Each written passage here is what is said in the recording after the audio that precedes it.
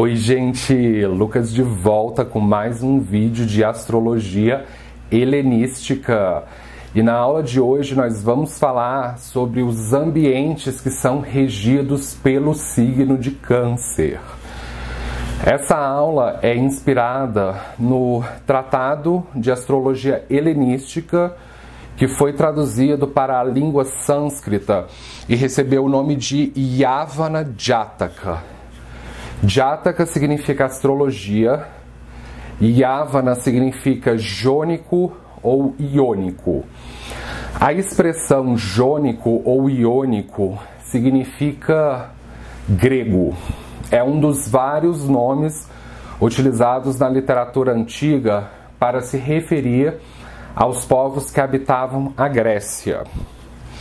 E o signo de Câncer é conhecido na língua grega como karkinos.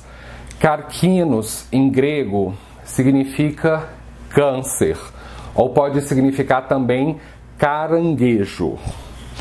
O aniversário de Câncer, de acordo com a astrologia sideral, vai na janela de tempo, que começa a partir do dia 20 de julho e se estende até o dia 19 de agosto, anualmente. Então, essa data de aniversário é especificamente orientada para a astrologia sideral, assim como os ambientes mencionados no Yavana Jataka. Isso aqui é especificamente orientado para a astrologia sideral. Isso aqui não é orientado para a astrologia tropical. Então, de acordo com a astrologia sideral, e mais especificamente, de acordo com a Ayanamsha, Centro Galáctico 0 grau de Sagitário, que é a Ayanamsha que nós utilizamos neste canal e na nossa consultoria, o signo de Câncer faz aniversário entre o dia 20 de julho e se estende até o dia 19 de agosto. É a janela de tempo anualmente em que o Sol ingressa e se retira da constelação de Câncer. Então, anualmente, o Sol ingressa nessa constelação no dia 20 de julho e se retira dessa constelação no dia 19 de agosto. Então, de acordo com a astrologia sideral, para você ser considerado como alguém que tem o Sol em Câncer, ou falando no linguajar comum, para você ser considerado canceriano ou canceriana, você necessariamente precisa ter nascido entre 20 de julho a 19 de agosto.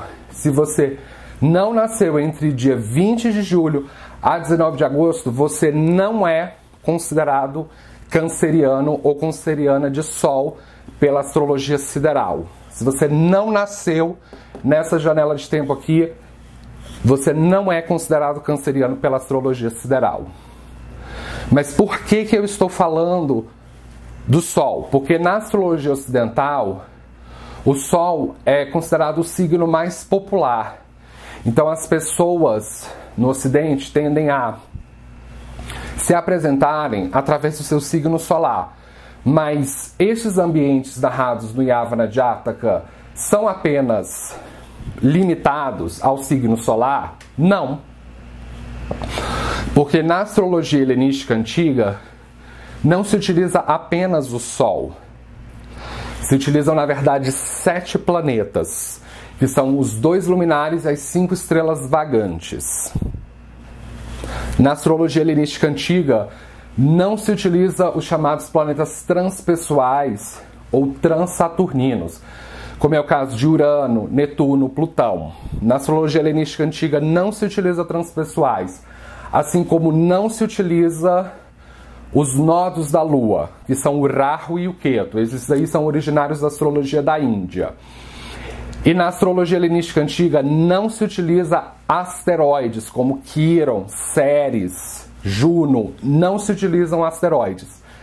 Na astrologia helenística antiga se utilizam apenas os 7 planetas tradicionais, incluindo o ascendente, que não é um planeta, mas ele é um ponto importante no mapa. Então, se você tiver o ascendente na constelação de Câncer, pela astrologia helenística sideral, você também vai ter esses ambientes narrados no Yavana Jataka revelados. Então, os dois luminares são, além deles, o Sol. Nós temos também a Lua. Então, se você tiver a Lua posicionada na constelação de Câncer, você também vai ter esses ambientes revelados. As 5 estrelas vagantes ou 5 estrelas errantes são elas Marte, Mercúrio, Júpiter, Vênus e Saturno. Então, se você tiver uma das 5 estrelas vagantes posicionadas na constelação de Câncer, você também vai ter esses ambientes ativados. Você vai ter histórias marcantes envolvendo esses ambientes.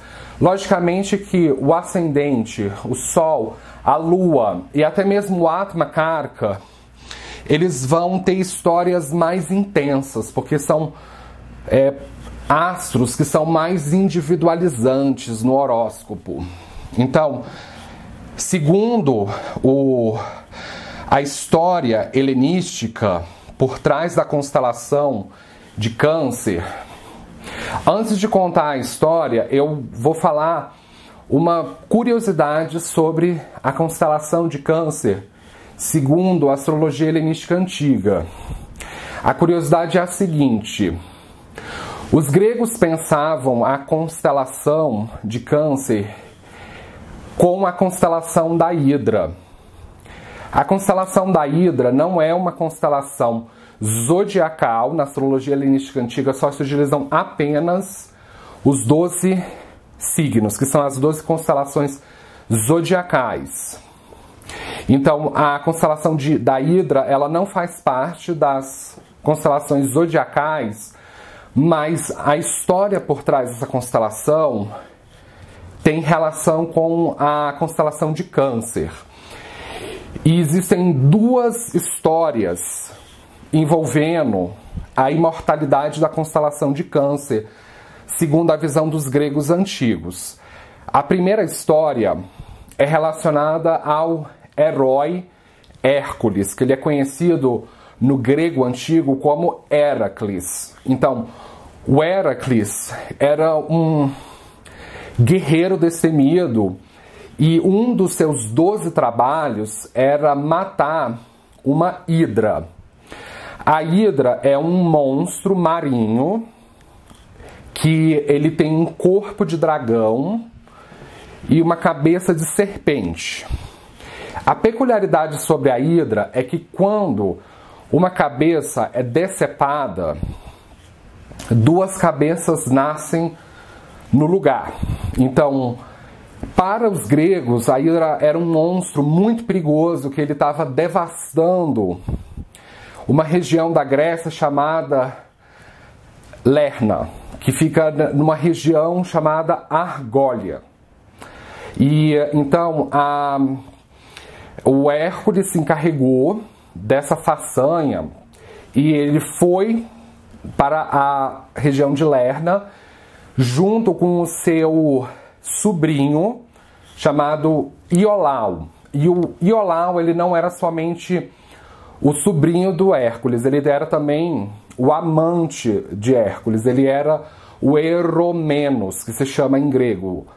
Eromenos, em grego, significa, num contexto de casais homossexuais, é o parceiro na relação que é o mais jovem, que é tipo o gay passivo na relação. Então o Iolau era o Eromenos de Hércules. Então os dois foram lá para a região de Lerna. Eles já sabiam da dificuldade dessa missão. Então o que eles fizeram? Ao invés deles decapitarem a hidra com uma espada simplesmente, eles fizeram o seguinte: eles cauterizavam a espada, cortavam a cabeça da hidra e imediatamente cauterizavam o pescoço. Por que eles faziam isso? Porque a cauterização impedia que no lugar se nascessem 2 cabeças. Então, com essa estratégia inteligente, não podia dar errado. Eles conseguiram matar a Hidra. E a arquirrival de Héracles era Hera, a esposa de Zeus. Então a Hera ficou furiosa com a morte da Hidra. E para ajudar a Hidra, a Hera enviou um caranguejo gigante para ajudar a Hidra a matar os dois, o Héracles e o Iolau. E não deu certo. Mesmo que o caranguejo fosse gigante, o Héracles simplesmente pisoteou o exoesqueleto do caranguejo e o esmagou. Então, o caranguejo também foi derrotado.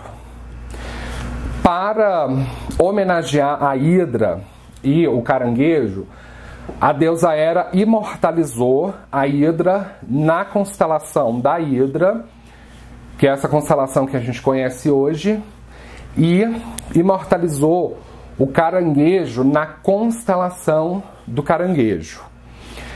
E como consequência dessa história, depois da morte do Iolau, o túmulo de Iolau ele ficou conhecido na antiguidade grega como um lugar de peregrinação. E o signo de Câncer rege lugares de peregrinação bem específicos. Só que o túmulo de Iolau ele era um lugar especificamente buscado para homossexuais que estavam querendo fazer uma cerimônia de casamento. Então eles faziam ela no túmulo de Iolau, ou uma promessa de amor para uma pessoa do mesmo sexo. Essa promessa, como forma de abençoar, se pedia as bênçãos de Iolau, porque os gregos acreditavam que ele foi o maior exemplo de fidelidade num relacionamento entre pessoas do mesmo sexo.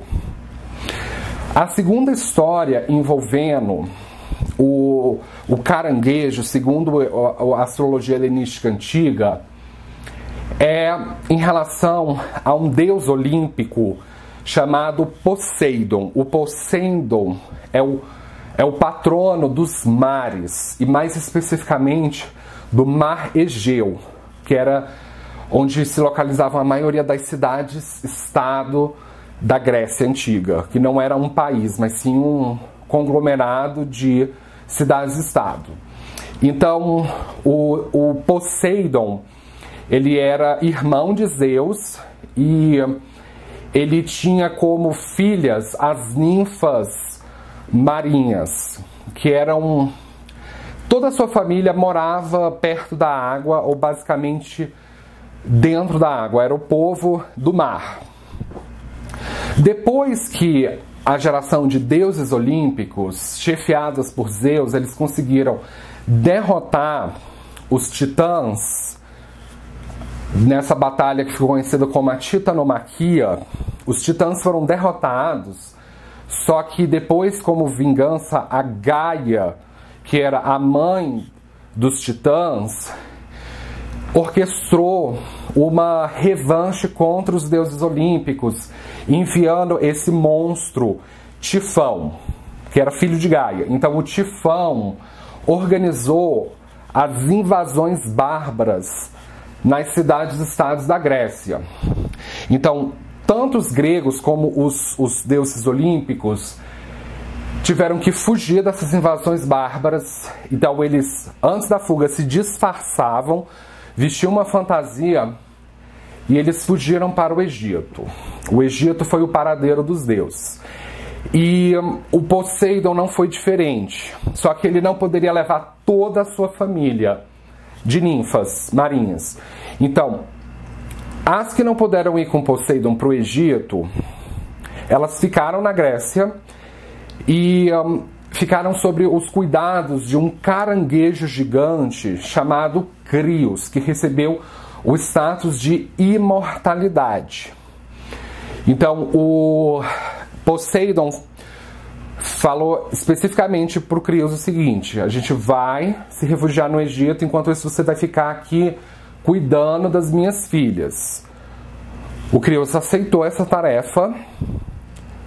Durante a saída do Poseidon, as filhas do Poseidon ficaram assim muito bem cuidadas, ficaram cuidadas até demais.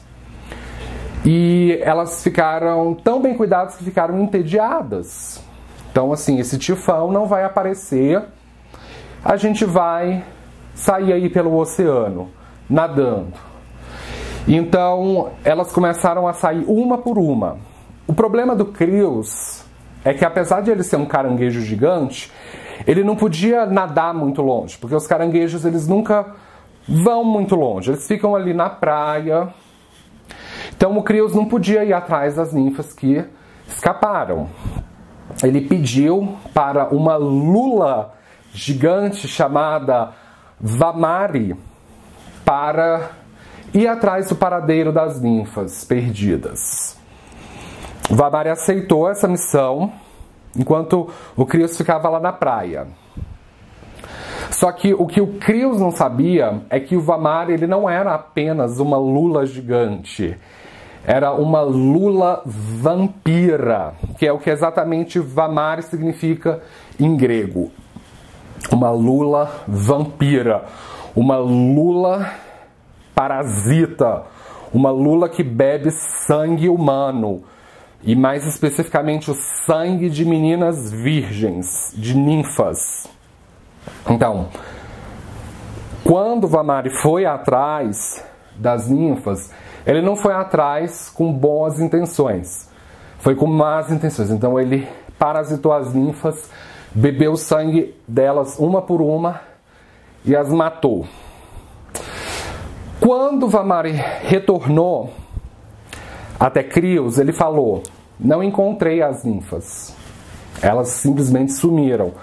E o Krios sabia que o Vamari estava mentindo, que na verdade ele bebeu o sangue das ninfas. Então, como punição, o Krios começou a batalhar com o Vamari até ele ser derrotado. Então, o Krios matou o Vamari como punição, só que ele ficou muito ferido dessa batalha. Quando Poseidon retornou do Egito para a Grécia, ele ficou sabendo de tudo que aconteceu, porque o Krios, ele era um servo de confiança, e como forma de agradecer a sua lealdade perante Poseidon, Poseidon curou as feridas de Krios e imortalizou o Krios na constelação de Câncer, na constelação do caranguejo. Então essas são as duas histórias por trás da constelação de Câncer, segundo a astrologia helenística antiga. Então, segundo Yavana Jataka, Câncer rege praias. Por que praias? Por causa dessa história, porque o Krios, ele só conseguia ficar na praia. Então, as pessoas que têm Câncer forte na constelação de Câncer, elas têm alguma história marcante envolvendo praias. Elas podem morar perto da praia, ou elas podem ter um negócio relacionado com praia. E o melhor exemplo de praia que eu posso pensar nesse momento são as praias de Fernando de Noronha, que são consideradas aqui na América do Sul as praias mais bonitas, não somente da América do Sul, como até mesmo as praias do mundo. Existem duas praias famosas em Fernando de Noronha. A primeira delas se chama Baía dos Porcos e a segunda é a Baía de Sancho. São dois lugares considerados bem cancerianos. Segundo Yavana Jataka, Câncer rege lugares povoados por crustáceos. Então, quais são os crustáceos? Além do caranguejo, nós temos o siri. O siri é um crustáceo. Nós temos a lagosta. Nós temos os camarões. São lugares...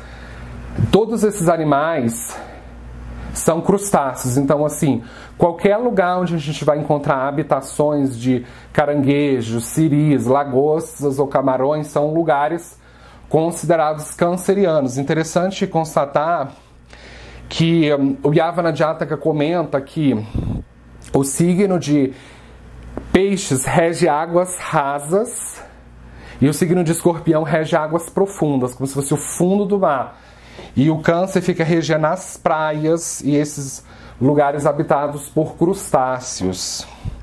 Eu tenho uma história envolvendo lugares habitados por crustáceos, porque eu tenho o ascendente na constelação de Câncer. Então isso significa que a Lua é o regente do meu ascendente, é o regente do meu mapa. Quando eu tinha 8 anos, no ano 2000, eu fui presenteado com caranguejos. Eu ganhei de presente um aquário bem grande com caranguejos. Aí eu cuidei dos caranguejos até o tempo de vida deles. Eles não vivem muito tempo dentro de aquário, tem que viver num lugar maior. Então as pessoas que têm Câncer forte no mapa sideral, elas têm alguma experiência bem específica envolvendo esses lugares. Câncer rege pomares. O que são pomares?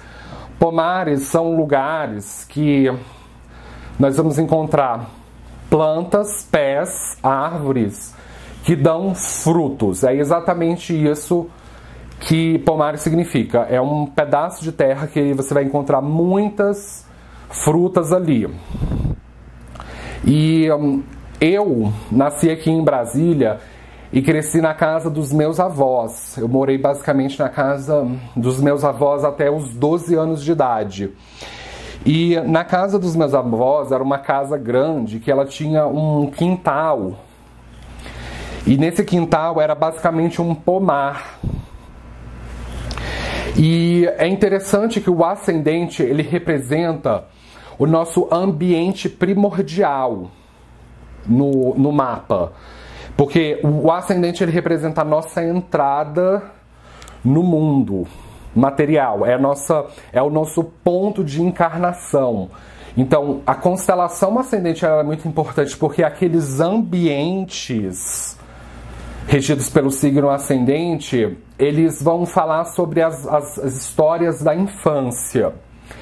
Então, para vocês terem uma ideia, no quintal da casa onde eu cresci, ele tinha pé de manga, pé de siriguela, pé de mamão, pé de abacate, pé de graviola, pé de jabuticaba, pé de amora, pé de pinha. Tinha tudo quanto é tipo de fruta que você imaginar no quintal da casa dos meus avós. Então são lugares muito agradáveis. Câncer é um signo classificado como benéfico, porque ele é regido por um astro benéfico, que é a Lua.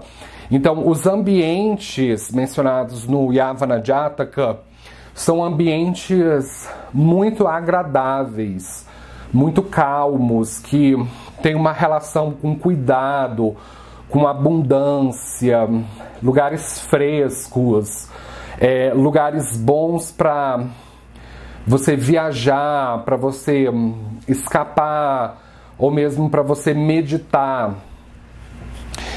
Câncer rege jardins.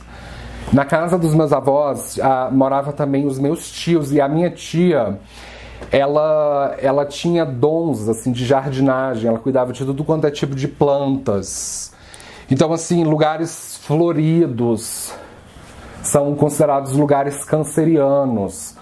Floriculturas são lugares cancerianos. Belas campinas, onde as pessoas vão para colher flores selvagens, são ambientes regidos por esse signo.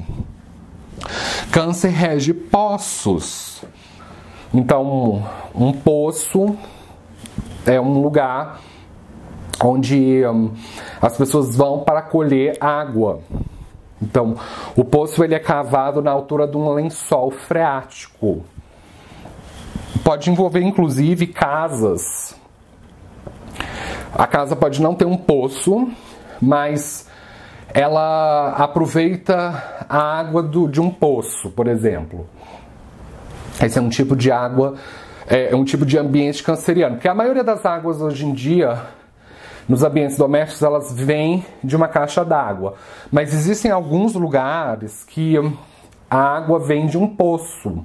Então, esse tipo de casa é um ambiente canceriano. Câncer rege câmaras onde rainhas dormem. Se vocês assistirem o meu vídeo sobre o signo de Leão, lá eu digo que, segundo Yavana Jataka, Leão rege câmaras onde reis dormem. E aqui em Câncer é câmaras onde rainhas dormem. Porque na astrologia, o Sol e a Lua, eles são considerados os dois luminares. O Sol é o representante do rei e a Lua é a representante da rainha. Então, o signo de Leão é regido pelo Sol, então ele é representante também do rei.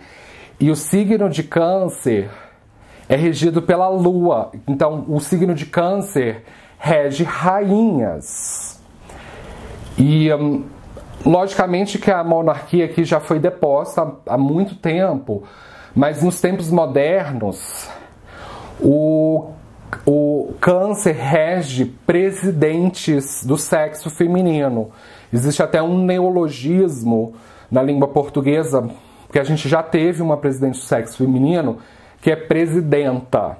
Então, nos tempos modernos, o signo de Câncer especificamente rege presidentas ou chefes de Estado que são do sexo feminino.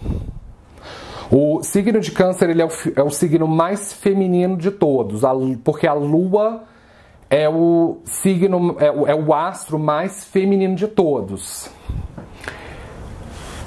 Peguemos como exemplo o planeta Vênus. Vênus é considerado como sendo um planeta feminino, só que não completamente, porque Vênus rege Touro, que é um signo feminino, e rege Libra, que é um signo masculino.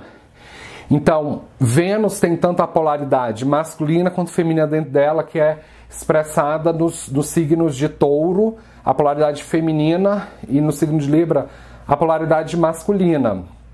Só que a Lua não. A Lua rege apenas um único signo, que é Câncer, que é feminino. Então, a Lua é completamente feminina e ela não compartilha nenhuma outra polaridade.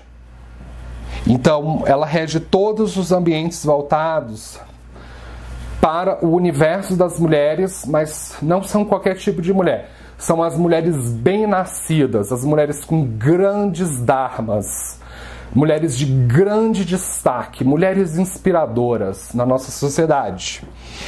O melhor exemplo que eu posso pensar nesse momento é a princesa Isabel, que foi o máximo na nossa monarquia que a gente teve aqui no Brasil da figura de uma rainha.